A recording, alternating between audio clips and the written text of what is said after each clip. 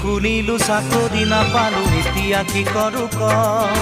গাঁৱত পৰি আছে মাটি তিনি পুৰা খেতিতে ধৰুনি ক